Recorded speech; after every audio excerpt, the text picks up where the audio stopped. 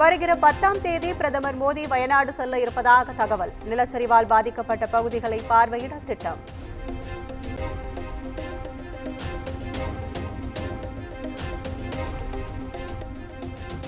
சந்திராயன் 3 திட்டத்தில் பணியாற்றிய விஞ்ஞானிகள் பொறியாளர்களுக்கு ராஷ்டிரிய விஞ்ஞான் புரஸ்கார் விருதுகள் அறிவிப்பு. 33 பேருக்கு விருதுகளை அறிவித்த மத்திய அரசு.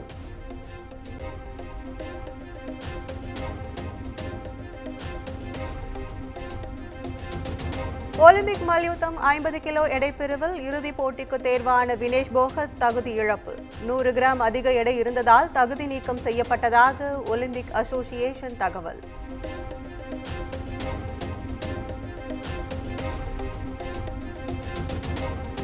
வினேஷ் போகத் தகுதி நீக்கம் செய்யப்பட்டதற்கு ஒலிம்பிக் கமிட்டியிடம் மத்திய அரசு எதிர்ப்பை பதிவு செய்துள்ளது. PT உஷாவை தொடர்பு கொண்டு தகுந்த நடவடிக்கை மேற்கொள்ள பிரதமர் மோடி அறிவுறுத்தியதாகவும் மக்களவையில் மத்திய அமைச்சர் மன்சுக் மாண்டவியா விளக்கம்.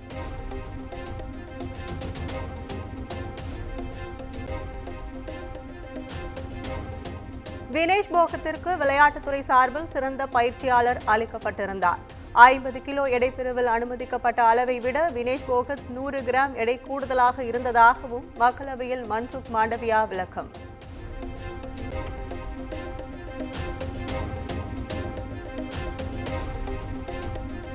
நாட்டு மக்களின் இதயங்களில் சாம்பியனாக வினேஷ் போகத் திகழ்கிறார். தகுதி நீக்கம் அவரது மன உறுதியை பாதிக்காது என்றும் குடியரசுத் தலைவர் திரௌபதி முர்மு எக்ஸ் தளத்தில் பதிவு.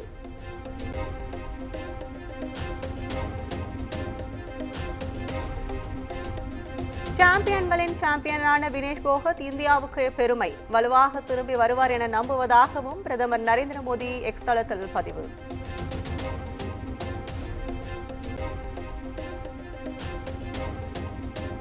வினேஷ் போகத் உண்மையான சாம்பியன் என முதலமைச்சர் மு.க. ஸ்டாலின் எக்ஸ் தளத்தில் பதிவு. ஒலிம்பிக்கின் இறுதிப் போட்டி வரையிலான வினேஷின் உறுதியான பயணம் நாட்டு மக்களின் மனதை வென்றுள்ளது என்றும் புகழாரம்.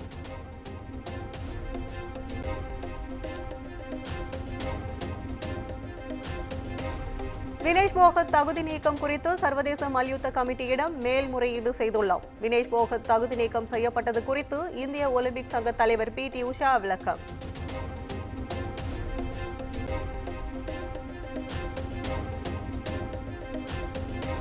வினேஷ் போகத்துடன் இந்திய ஒலிம்பிக் சங்க தலைவர் PT உஷா சந்திப்பு. போட்டியிலிருந்து தகுதி நீக்கம் செய்யப்பட்ட பிறகு ஆறுதல் கூறிய புகைப்படம் வெளியானது.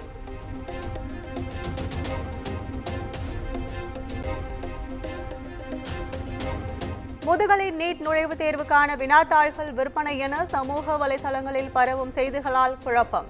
PG நீட் லீக்டு மெட்டீரியல்ஸ் எனும் பெயரில் தொடங்கப்பட்டுள்ள டெலிகிராம் கணக்கில் 70,000 ரூபாய்க்கு வினாத்தாள் கிடைப்பதாகவும் பதிவு.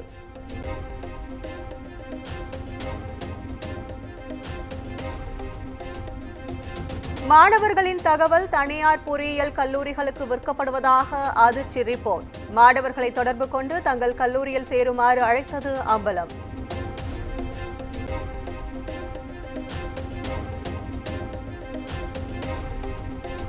வரும் 13ஆம் தேதி முதலமைச்சர் மு.க. ஸ்டாலின் தலைமையில் தமிழக அமைச்சரவை கூட்டம். ஆகஸ்ட் 27ஆம் தேதி முதலமைச்சர் அமெரிக்கா செல்ல உள்ள நிலையில் முக்கிய ஆலோசனை.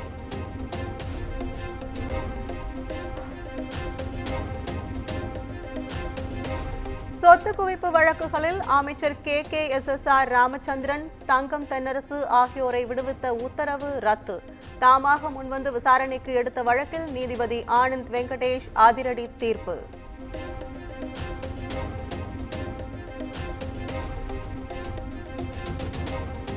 அமைச்சர்களுக்கு எதிரான சொத்து குவிப்பு வழக்கில் குற்றச்சாட்டை பதிவு செய்து சாட்சி விசாரணையை துவங்க வேண்டும். ஸ்ரீவில்லிபுத்தூர் சிறப்பு நீதிமன்றத்திற்கு நீதிபதி ஆனந்த் வெங்கடேஷ் உத்தரவு.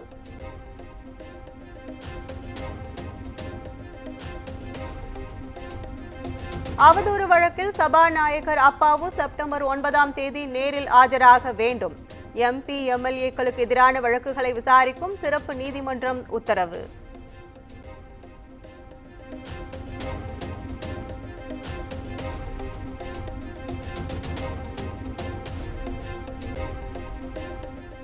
முன்னாள் முதலமைச்சர் கலைஞர் கருணாநிதியின் 6ஆம் ஆண்டு நினைவு தினம் அனுசரிப்பு. சென்னை மெரினா கடற்கரையில் உள்ள நினைவிடத்தில் முதலமைச்சர் மு.க. ஸ்டாலின் உள்ளிட்ட பலர் மலர் மரியாதை.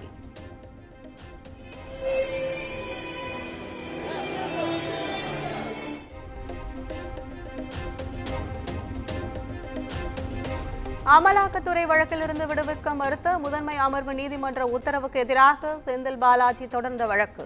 மேல்முறையீட்டு மனு மீது பதில் அளிக்க அமலாக்கத்துறைக்கு சென்னை உயர்நீதிமன்றம் உத்தரவு.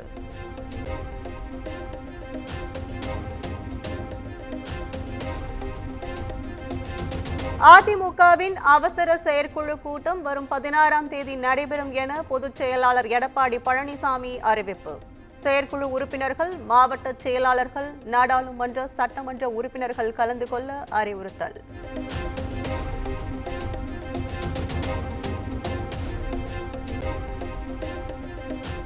மத்திய அமைச்சர் ஜெய்சங்கருடன் மீனவர் பிரச்சினை குறித்து விவாதித்ததாக அண்ணாமலை பேட்டி.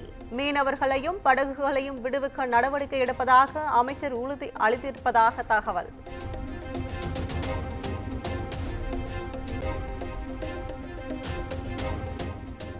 நெல்லை மேலப்பாளையம் பகுதியில் பெண் ஒருவரை கணவரே கொலை செய்ததால் பரபரப்பு.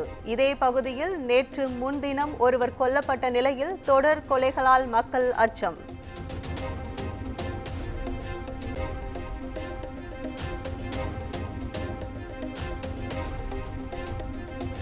நேபாளம் தலைநகர் காத்மண்ட் அருகே ஹெலிகாப்டர் விபத்துக்குள்ளானதில் 4 பேர் உயிரிழப்பு. நுவாகாட் என்ற இடத்தில் ஹெலிகாப்டர் விழுந்து நொறுங்கியதாக தகவல்.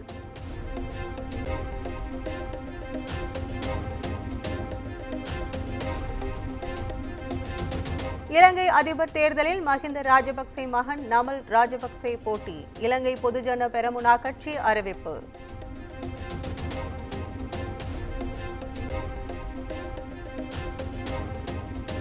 இலங்கை அணிக்கு எதிரான 3வது மற்றும் கடைசி ஒருநாள் கிரிக்கெட் போட்டி. இந்திய அணிக்கு 249 ரன்கள் வெற்றி இலக்கு.